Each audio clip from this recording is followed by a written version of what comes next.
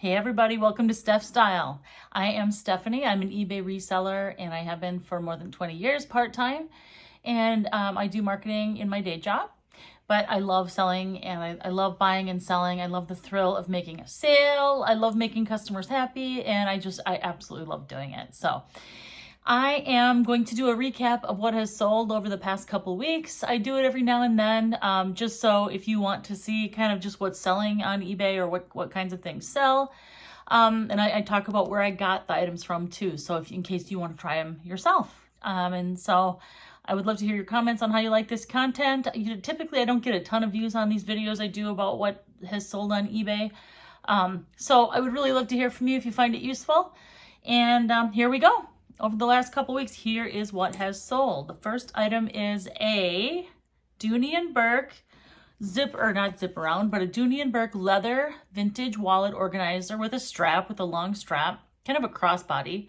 That came to me in a thread-up name brand rescue handbag box.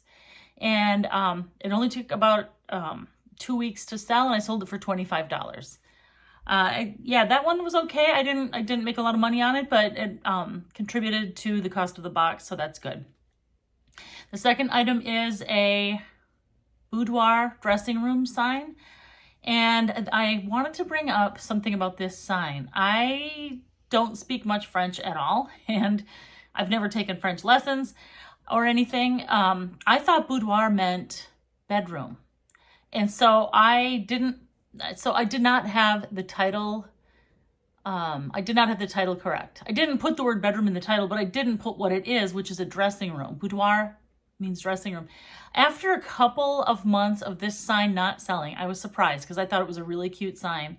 So I went and looked it up and I couldn't believe it. I thought boudoir meant bedroom, but it means dressing room. So I added some words to my title on eBay. I added the words dressing room sign.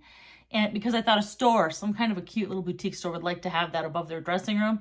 And sure enough, as soon as I changed it, this sign sold. I got this sign at the Goodwill bins for, I don't know, probably $1. And it sold for $29. It took some time, but that's because of my own fault. So that was a good one. Super cute sign. Third item was a Tory Burch black leather patent clutch with chain. I got this in a thread-up name brand handbag rescue box.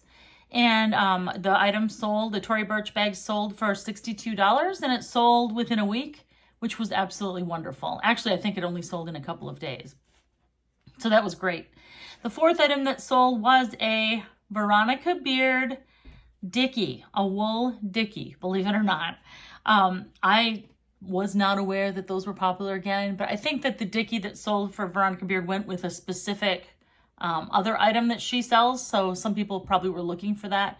The retail on it was $250, I believe. I sold it for $135.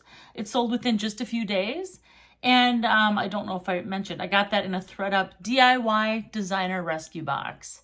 That item is it looks like Veronica Beard has a great brand name. Everything with that brand name seems to sell well. So number 5 is a pair of Gucci leather slip-on mules. Those I sold for $285.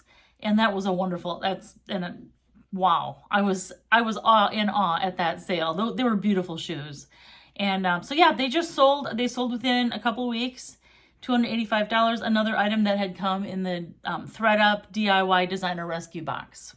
Number 6, a pair of brown Swedish clog boots that did not have the brand name on them.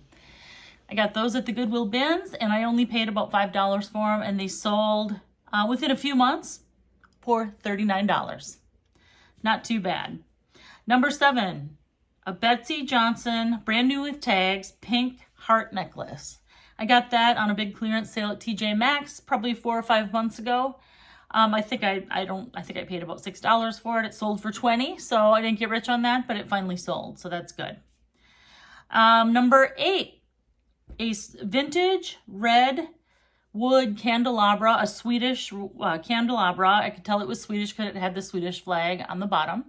Absolutely adorable. I could tell they were in high demand on eBay by doing a completed item search.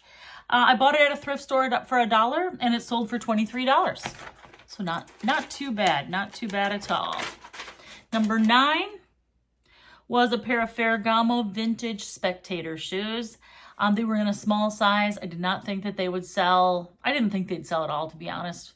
But it took a few months, but someone bought them for $25, and that came to me in a ThredUp DIY designer box.